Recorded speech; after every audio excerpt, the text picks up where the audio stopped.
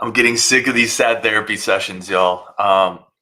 Badgers dropped a game where, quite frankly, they weren't competitive enough against a game where they really needed. Um, a lot of thoughts on it. I'm frustrated, but let's talk about it. Let's go.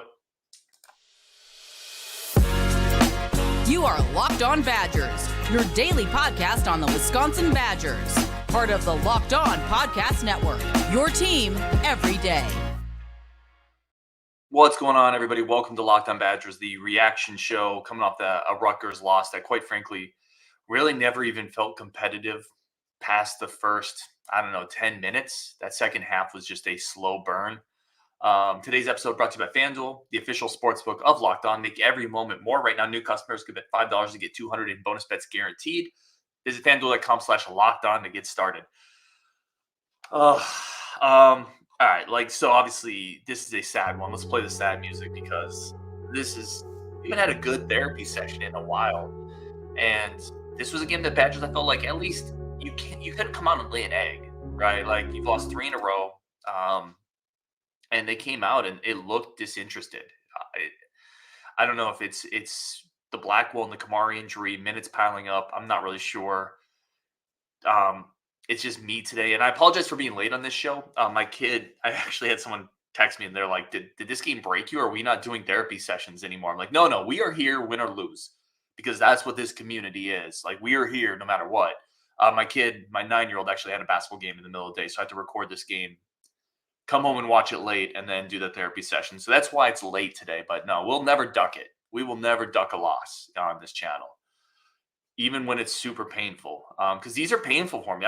Let me just be real for a second. Like, I've been a pretty big fan of Greg Gard, what he's done. I've kind of pushed back against a lot of the criticism, and it's painful to watch these games and step up. I'm not step up. Like, I'm not doing anything, but like, then to have these discussions and these therapy sessions after games where, quite frankly, we look terrible today. Like, the Badgers look terrible today. They look disinterested. They look sloppy. They weren't ready to play. 11 turnovers in the first half. Like, what? That's a terrible first half performance. And once you dig that hole on the road when you've lost 3 in a row, you're not digging yourself out against a team that's won 2 straight road games and has their home crowd at their back. You can't start that poorly on the road. There's no excuses. I want to get into some comments here because, again, this is the therapy show. This is all of our show together as we process wins and losses. Let's go to social media quick. Jeff Petroikis said, no surprise, Badgers coach lamented the early turnovers, which led to a 9-0 hole and plenty of confidence for Rutgers. I've said this a lot on the show. And by the way, I'm sitting here drinking my coffee out of my Edmund Fitzgerald coffee mug, right? And there's some interesting parallels between the middle of this season and the Edmund Fitzgerald. Not saying this season is becoming a shipwreck, but not saying it's not either. I've said several times this year, like, not all turnovers are created equal, right? If you have a turnover on a fast break where it's 3-on-2 and you're pushing it and you just throw a pass a little too aggressive, some of these turnovers they're making are just terrible. I mean, there were 2 turnovers just breaking the press because Carter Dillmore, I don't think you want him dribbling up the court against the press. He got the other one right at half court and he pivoted over the half court line. Like those are inexcusable type of turnovers, right? There's just throwing the ball out of bounds because you think Crowell's going to roll and then he doesn't. Those are 2 senior players in Hepburn and Crowell. Like, you're just throwing the ball away. Those aren't the same type of turnover as an aggressive turnover. You're driving down the lane and someone steps in and takes a charge. Those are turnovers you live with. The sloppy turnovers are turnovers that you can't live with. They're not okay for a veteran team. Like, you're just giving the game away. We got continue on Twitter here. We got the dumpster fire emoji for Wisconsin basketball from Tim Grogan. Zach says it's time to fire Greg Gard. Matt Scott says, where's the Greg Gard sunshine blower? Is that absolutely gutless performance from a poorly coached ball club? I don't think and this is where I kind of wanted to put this up, and this is Matt Scott. I would consider myself probably a Greg Gard sunshine blower. For a 4-game stretch does not a season make. I want to be super clear on this. This is not the end of the Badgers basketball season. It is getting super concerning, though. Like, the season's not over, but this is getting super concerning, right? And it's not just losing. If you look in my today's show notes, you guys remember Bo Pelini at Nebraska, right?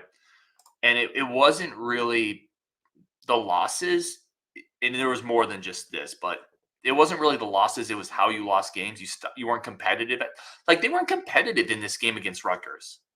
I, like, that's just you can't just not be competitive after a 3-game loss. I want to just let's get some comments here. I got a bunch of them starred. Again, I'm frustrated. I don't think this is fire. I'm not going to go, this is not fire guard moments for me. I'm not there. I still think, don't ignore that good stretch just of the season. That good stretch of the season happened, right? The wire-to-wire win against Michigan State happened. The win against Marquette. Like, don't ignore the good parts of this season, but no excuses for how they played today either. Akefo says, Gak, the Nebraska loss changed their season. They are black and toast. Yeah, man, you call it. It is almost like they got knocked to the mat in that second half against Nebraska. Like, you go back to that first half and then look at the last 160 minutes of basketball, 140 minutes of basketball since that first half against Nebraska, right? The last 140 minutes of basketball has been, outside of really good effort against Purdue, it hasn't been nearly good enough. And it is almost like Akefo said, they got knocked to the mat in that Nebraska game. They haven't fully gotten back up, which is surprising for a veteran team. Akefo also says, Ryan, you are a god for having to talk about this team on a daily basis. Check your blood pressure. Yeah, listen, my blood. This is rough. Again, I'm a fan, right? Like, I'm like everybody in this chat. No matter where you are in the Greg Gard spectrum on this, we're all fans. Like, we all want the Badgers to do well. Like, this is painful. It's painful to see this. But again, it is, people aren't going to want to hear this. And I have at times been accused of being, I don't know, not critical enough of Greg Gard or this program. It is just a 4-game stretch in this moment. That home game against Ohio State is going to be absolutely enormous. Absolutely enormous. Because then you go back on the road against Iowa. You gotta win your home games from here on out. And obviously the Big Ten regular season is that, even before this loss wasn't in the picture, but now you really got to start thinking, we got to get some mojo coming up for March. Like, we got to start to build some confidence, or this thing really could spiral. Like, there's a chance this thing spirals a little bit here and it gets worse before it gets better. And then instead of being that like solid top 4 seed, you might be limping into March. And that's a worst case scenario. Jeffrey Demeter says it's time to have a serious conversation about Gard's future with the program. So I certainly respect that. Like, I never tell anybody how to fan or what to think. I don't think I'm there. I don't think, again, you just look at his winning percentage, what he's done in this program. I'm not just ignoring the good chunk of this season. I don't think we're there yet, but this is a super concerning 4-game stretch. Kenneth Polfus says, oh, this is going to be this is going to be great. Here comes the Greg Gard excuse show, #FireGuard. I'll just say this, man. And again, people aren't going to want to hear this, but I'm always going to be honest with y'all, whether I'm right or wrong. Like, I get plenty wrong, I get plenty right, whatever. But I'm going to be honest with y'all. Is it an excuse? Wisconsin shot 24% from 3. Hit some shots, man. Like that. There were a lot of open looks in this game. AJ Storr was 0 for 5. 2 or 3 of those he probably shouldn't have taken. Klesmit had like 2 or 3 wide open looks. Crowd bricked one at the top of the key. The starting backcourt scored 5 points. Are those excuses? Is that ultimately on Greg Gard? Yes, it is. I want to be super clear. I come from the Navy school of thought, the U.S. Navy, where the captain is responsible for everything that happens on the ship, right? So ultimately, it is Greg Gard's fault, but like, some dude's got to hit some shots. You know, in this 4-game stretch, y'all know what we've shot from 3 over the last 4 games? Here it is: 32%, 16%, 26%, 24%. Some of this is just really poor shooting. Really poor shooting kills you on a basketball court. Oh man, I got a bunch more comments in here. I have more thoughts too. I thought Wisconsin lost the hustle plays today. I thought Rutgers consistently played harder. Some of that is on Coach Gard, right? Some of that's on the veterans on this team. You know, Rutgers had more second chance points, more points in the paint, more fast break points, more points off turnovers. Those are hustle stats. Blocks, some people consider blocks a hustle stat. I don't think blocks is a hustle stat. Some teams just have springy centers and power forwards, Wisconsin. But like those other things, turnovers, points off turnovers, points in the paint, transition buckets, that's hustle stuff, man. And they got out-hustled. They didn't shoot well. They turned it over. They were sloppy. And when you do that, you lose by 22 on the road. All right, we're going to take a quick break for our friends of the show. Come back. I want to get a bunch of your comments in. Again, I don't think this season's over. I'm not turning the key in on that. And there is a positive I want to talk about, even though I'm sure people don't want to hear it, but not all bad in my opinion. Today's game is brought to you, our today's show is brought to you by FanDuel. Our good friends are at FanDuel. Make every moment more with FanDuel, the official sports book of the NFL. Obviously, the Super Bowl's coming on later today. I hope everyone has an incredible time with family, friends, whatever you're doing for that one. Do it safely, do it responsibly, just like FanDuel. Do it safely. But it is the number one spot to get all your sports betting needs, all your sports betting information, futures, parlays. And we had some great future stuff come out on FanDuel. Y'all see Wisconsin's over-under on FanDuel, 6.5. The Wisconsin football over-under set at 6.5. In the chat, where are you going if you had to say right now? 2024 football, over-under 6.5. That's on FanDuel. You can make that bet right now. New customers get a $5 bet, and you get $150 in bonus bets for free, win or lose. Make every moment more. FanDuel.com/LockedOn, the official sports betting partner of the NFL. And if you had to ask me right now if I'm going over under 6.5 on the football team, I'm going under. I'm going to take 6 wins. I think that might be me just being miserable over this basketball loss still, though. All right, let's get your comments in on this. And again, I really appreciate everybody tuning in. You guys are amazing, and you are what makes this show so incredible. A couple more star comments in here. Silent Polk says the turnover train continues. Yeah, there's way too many careless turnovers, right? And you can't win games with careless turnovers. Musab Eltgani, and I apologize if I mispronounced that, Musab. The Kamari injury effect is lingering way more than I thought it would, but it's Kamari coupled with Blackwell, right? So, when you have the inconsistency from a scoring standpoint of our starting backcourt has become problematic. Max and Hepburn today combined for 5 points. Hepburn was pretty good last game, but Max kind of disappeared. And then the previous games, Max was really good, but Hepburn wasn't there. We haven't got a lot of consistent offense in the same game from both of them in a while. That's a problem. And then when you have Blackwell and Kamari both unable to play, that puts even more pressure on that starting backcourt and Connor Seagen to make plays. And it's been tough. Yeah. So that Kamari injury effect is lingering. It's lingering a lot more than I thought it would, quite frankly. Craig Hendricks says, is it football season yet? Nah, we got a while, Craig. We got a while. Absolutely got a while. Will Hanna says, I've heard people talk about experience with this team. Something I remember that my father would say, experience only matters if it matters. Yeah, that's a great point. You can have an experienced player that's no good, or you could have a young player that's really good. Now, the problem, the interesting thing is, and this is where it's been kind of unusual to me, is the experience on this team is generally the better players, like Hepburn, Crowell, Wall. Those guys have a lot of experience, and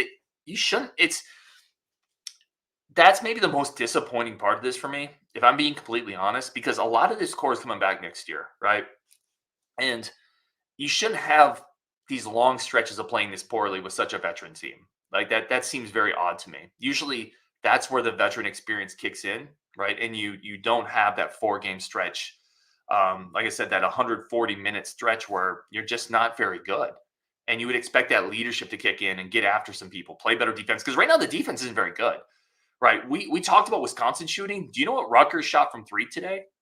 58%. You're not beating anybody if you let a team shoot 58%. And this is not one of those moments where you look at it and you're like, oh, Rutgers just hit some banger shots. It was like people in their face, fadeaways. No, Rutgers had way too many open shots off transition, off curls. Like they got far too many open threes. And you're not going to beat a team if you go on the road and and I say let them, because again, they got too many open looks. There are games that happen where you're all over people, and for whatever reason, a dude just is banging every single shot and you can't guard him. That was not this game. You got to play better defensively. You have to play better defensively. You have to lock in. And yeah, I know it's difficult on the road, down a couple guards. They give up too many open looks. And when you do that, you're not going to get back in the game if you consistently give up open shots. So yeah, Will, it's a great point, man. And I appreciate the comment, because experience doesn't matter if it's not good, if it's not playing well, but experience should be the type of thing that pulls a team out of a slump. Like that's why you have experience, right? And it just hasn't done it yet. It's interesting. It's tough. See what else we got. Winning Gambler says, not really looking that forward to next year anymore. Obviously, I've talked a lot about how you get a lot of these pieces back. You're going to add in a Daniel Freitag, also Jack Robeson. Maybe Gus Yalden's back in the fold. Nolan Winter should be a little bigger, stronger, faster, a little BFS. But yeah, I still am looking forward to next year. Make no mistake. I this is a weird 4-game slide. Again, the season is not over yet, and I don't ignore the good stretch of this year either. Right, that's all I'd say. Don't make this 4-game slide into the entire year. Masab says, and please tell me if I'm mispronouncing that, because that's the last thing I try to do with anybody's name. And I appreciate your comments, man. They aren't playing team basketball. Low assists, high turnovers. Crowell's out of a groove. Blackwell and Kamari injured. Yeah, I would agree with that. It does feel disjointed. I saw someone else in the chat make that comment, disjointed. That feels like a good word. There's a lot of offensive possessions where Hepburn is dribbling. He'll get into the paint, he'll stop, and he's not stopping and picking up his dribble because he's shooting or there's a wide open shot. He's stopping it and he's kicking it back out with nothing there. And it feels like some of the actions right now offensively are not generating anything. It's not purposeful dribbling, right? I see that a lot with Hepburn for whatever reason. So yeah, it does feel disjointed. It doesn't feel as smooth as it was. I think the injuries, maybe a few other players are banged up. We're not fully sure. But out of a groove is a good way to put it. Michael says, test because I thought Ryan blocked me for standing with Gard. It's not coaching. It's lack of talent. So first, I don't block anybody, right? Unless there are a couple people I blocked because they were just incredibly disrespectful, either to me or more importantly to someone else. Like I take more crap that people send to me than if anybody's disrespectful to like Justin or Rajiv, like I ban them like right away. I kind of feel protective. I don't know. But I don't ban anybody for different opinions, man. As long as people are respectful, it's all good. And I kind of like Gard. So I certainly wouldn't ban you for standing with Gard anyway. It's not coaching, it's lack of talent. I think that talent is, something that, that's on Greg Gard anyway, right? Like the talent, he's the head coach, he's the recruiter, he's the developer. And again, it's that Navy mentality of the head coach is responsible for all of it. At the end of the day, there's no excuses. The buck stops with him. So if it's a lack of talent, that's on him as well. Now, I don't think it's a lack of talent. I think this team is talented. Here, listen, is this team talented enough to win the Big Ten? No. I didn't think so at the beginning of the year, but is this team talented enough that they shouldn't be losing by 20 to Rutgers? Yes. That this team is talented enough that they should be playing better than they are in this 4-game stretch, is my take. Jason Gelden says, Ryan, I'd like to know how a veteran team on a 3-game losing streak starts a game that bad. Yeah, it's a great question. I'd like to know that too, Jason. I would love to know that too. Alex Beckelman says, love it when Carter Gilmore gets asked to break presses. Yeah, that's not where you want him. And there was 2 turnovers off of that. All right, we're going to take one more quick break. Friends of the show, and again, a huge thank you for everybody coming on, everybody chatting. You guys are incredible, and I appreciate you guys so much. We're going to take one more quick break for our friends of the show, come back and continue talking about this Badgers loss, kind of what it means, big picture. Get some more of your comments. Let's go. All right, and once again, I really do want to say thank you. Really do appreciate everybody. Mikey says 2024 football, take the under. Yeah, like 6.5. I'm curious where everyone's initial thoughts are with that schedule. I'm tempted to take the under and say 6, although I hate saying that. And I can almost guarantee you by the time the regular season starts, I will have talked myself into the over. Let's keep going here. Evan says over 6.5. Brian says under. P says everybody take a deep breath and believe and repeat, I believe with Rajiv. I don't know how many people are on that boat right now, man. Bo says Rajiv just gave up. Yeah, I don't know. I don't even know if Rajiv's in this chat or not. I've missed a lot of comments here, and I apologize for that. I did want to mention, so I talked about something good that I thought, something that I liked. I really liked first half Store.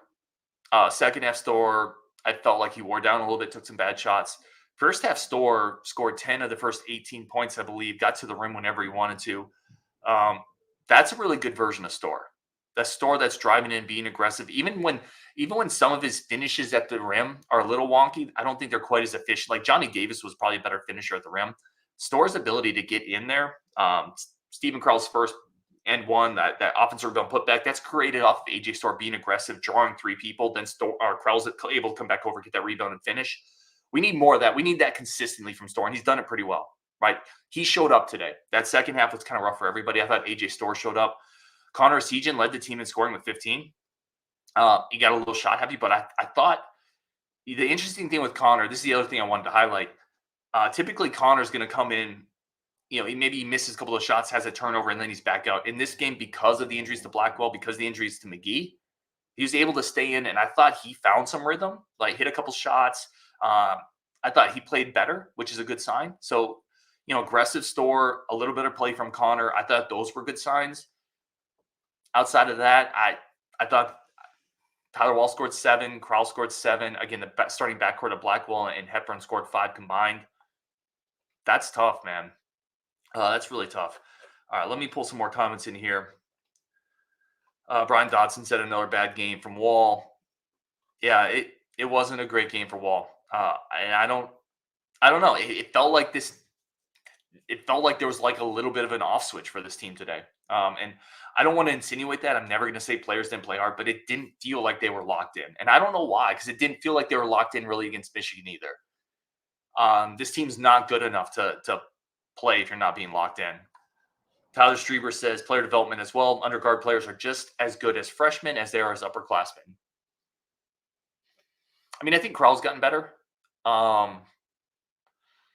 Yeah, but listen, player development, it all falls on guard, right?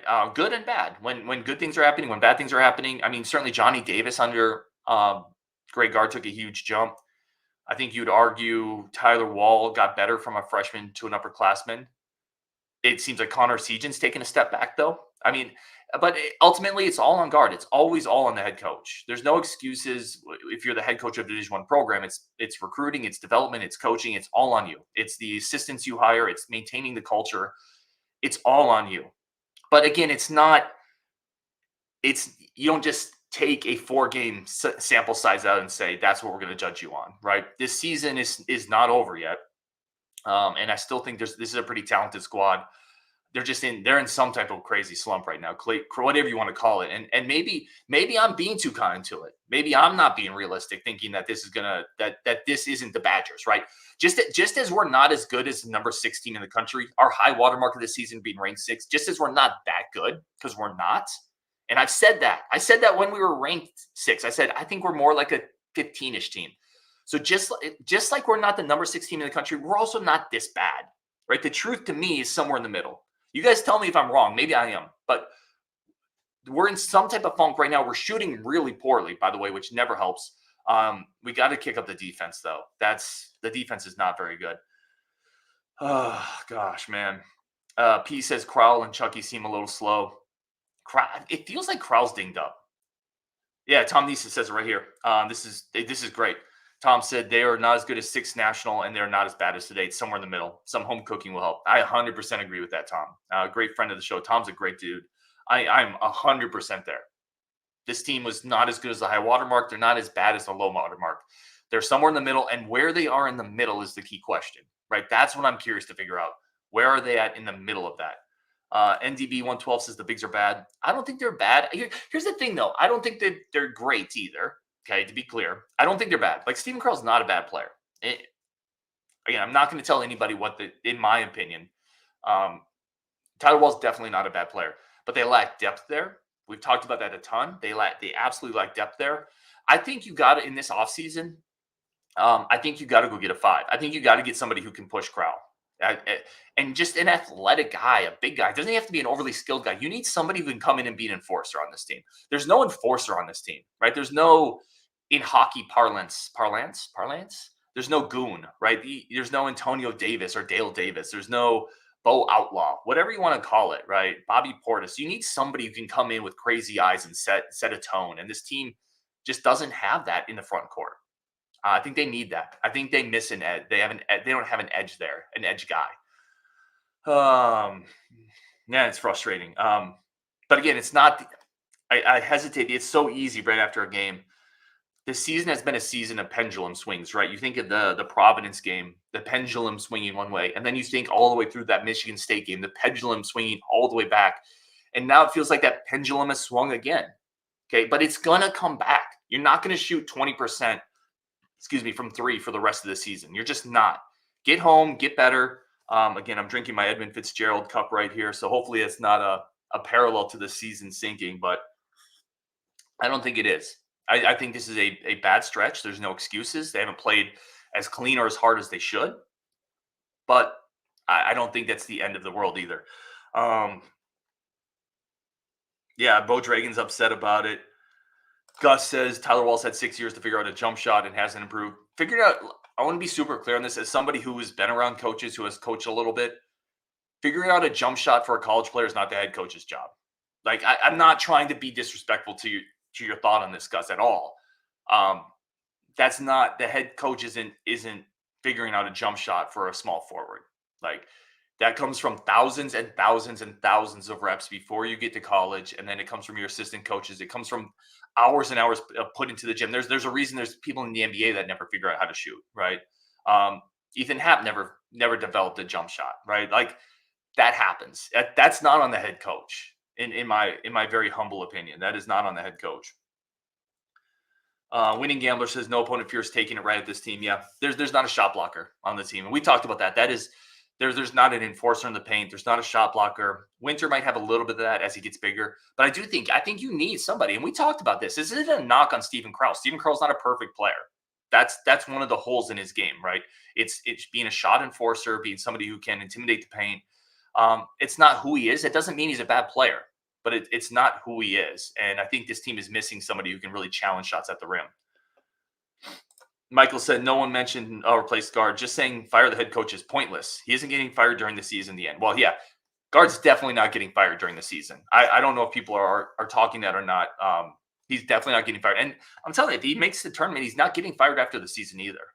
If for some reason this team has an epic collapse and he misses the tournament again, which for the record, I do not believe is happening. I think there's a very small chance of that happening. But if he does, then yeah, you have to have that talk. Then we start having that conversation. But I think he's going to make the tournament. I think he's going to make the tournament, I'm telling you, relatively easily. And he's not getting fired. Like if you do that, you're the enemy, and maybe it depends someone on what he does in March, right? If that happens and you lose the first game, that's way different than if it happens or if you win a couple. I don't know. I don't think he's going anywhere. And I got to be honest, I don't think his seat is even super warm right now. Whether you like that or not, I'm just telling you what I think. Vance Childers, and also what I've heard. Vance Childers says it's college basketball. This is par for the course. Teams do go through slumps. They do have a little up and down. Oh, man. All right, I think I'm going to wrap it up there. I might take a lot of these other comments and just do a bigger reaction show, too, because there's a ton of good stuff in here. Kenneth Pulfus says, I feel a full collapse coming. It's possible. I don't think it will, but yeah, it's possible. All right, we're going to wrap it up there. That kind of stinks, guys. I do appreciate every single person in the comments. You guys are awesome as always. Wisconsin loses a tough game to Rutgers, and a game that, quite frankly, they should have been more competitive in. But we're going to continue talking about this team and this program for sure. You know that on Wisconsin. Appreciate you guys so much, and let's talk later.